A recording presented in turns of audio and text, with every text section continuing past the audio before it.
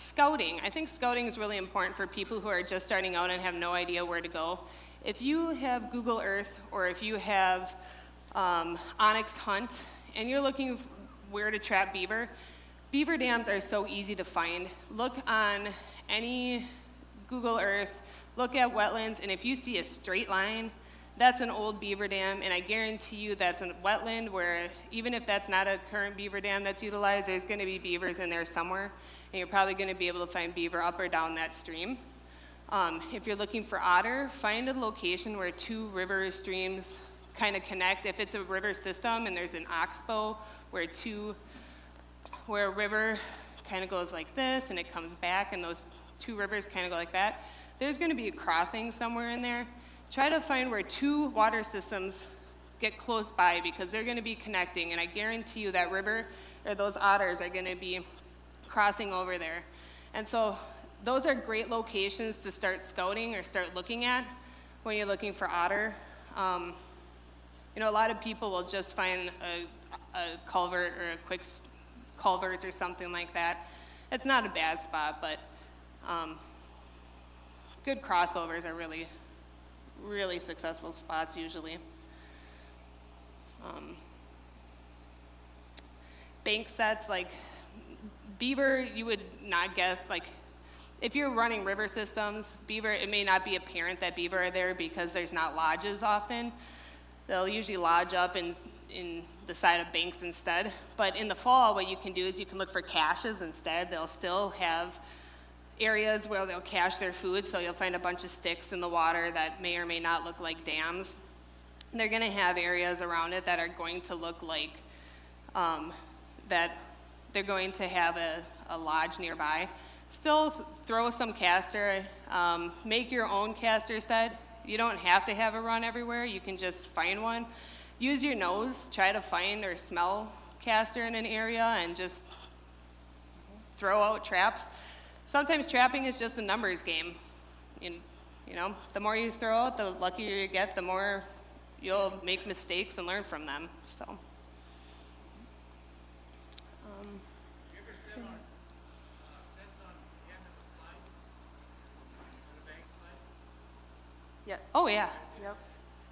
Honestly, I think the Black Widow is great for those slides. I was really excited to see that because we did set those. I set one of those for the first time at Women's Trap Camp, and we actually got really lucky on those. And sometimes those huge banks are difficult because I end up spending a lot of time on those because I erode the bank a little bit to make sure I have a nice, perfect spot where I can set those number 5s are big traps. So in order to bed one, you have to have a big spot.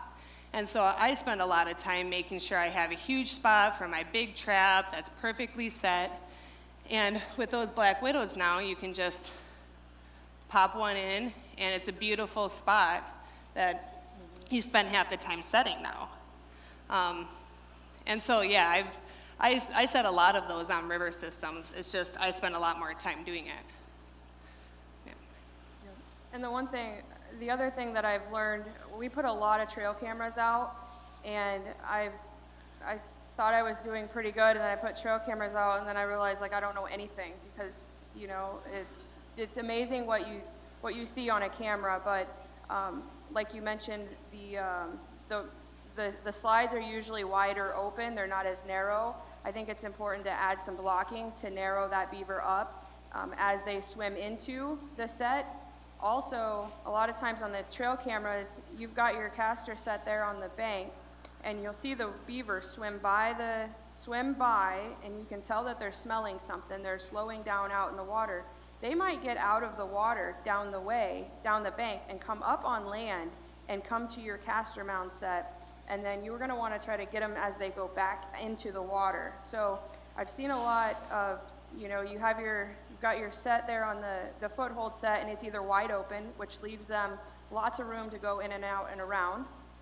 You block it up like this with sticks to make a X, and then you have now blocked them from one way or the other. So I like to make more of a V either way to allow that beaver to center up to come in or go out over the top of the trap. So just another thing I learned on trail cameras is watching them work from the bank, not necessarily into the water. So in northern Wisconsin, we have a lot of bogs, and bogs are really difficult to trap on because they float, and so beavers you think you have a perfect trail, and you're like, oh, I can set this is perfect, and you're feeling around, and it's 4 foot, 5 foot deep. I basically set in waders the entire time, and half the time I can, stand, and a lot of the times they're like bottomless bogs, and I can't, but a lot of the bogs are floating, and so with floating bogs, that means beavers can go underneath them too. And we have road systems that get flooded out by beavers, and culverts are constantly being plugged up, and we have huge issues. And so another way that I've found that works really well is in those systems that have floating bogs is what I will do instead. Or if there's a perfect spot where you can see it, there's a run that leads to a beaver lodge, and you want to plug it off, you can get a body grip at the bottom, but you can also put one at the top.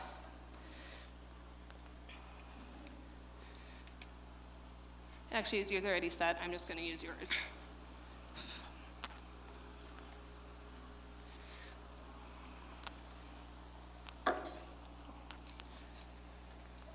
She's a danger zone. Yes, I Always am. making me nervous. This stick isn't really going to do it because it's not quite big enough. But you can take a stick that is large enough, and usually by beaver ponds, there's plenty of sticks that are large enough. But you stick the stick through both of the springs and through both of the jaws. And if the stick fits perfect, it'll hit both sides. It's fine if it doesn't fit perfectly. Make sure that your safeties are off before you do this, because you're not going to be able to get them off afterwards. We're just going to keep those on though for now, for this demo. And what you can do is stick this into one side of the bog and stick this into the other, so it's just floating on top of that water. And so what the beaver will do, it's going to come up, it's going to see that there's something here, and it's just going to dive right underneath that dive stick. You can either bring this a little bit lower and put another dive stick on top, so that way it'll go right through that.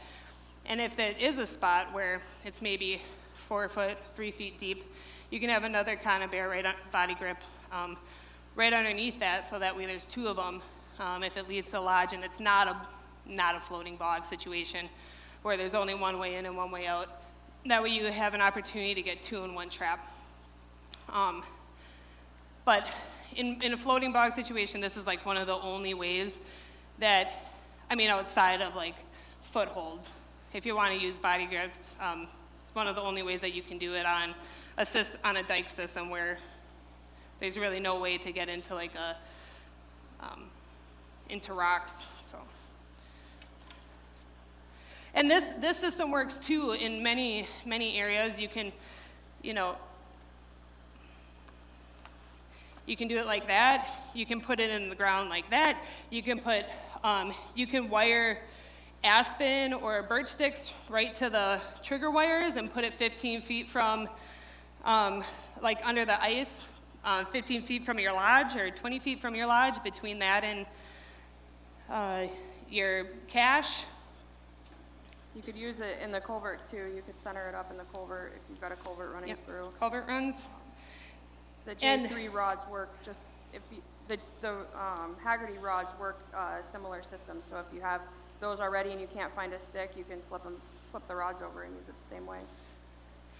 And all of my conibears have body grips, have wire on them. So I'll wire it to this to hold it, but usually the jaws itself should hold it tight. But also I'll wire it to the top of that. And then also usually to another stick, especially if it's through the ice, it should be to another stick that's lateral above the ice.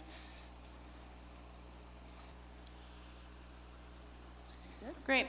Well, if you haven't yet, become a Fur Takers member. If you haven't yet, become a local Trappers Association member and support your local trappers.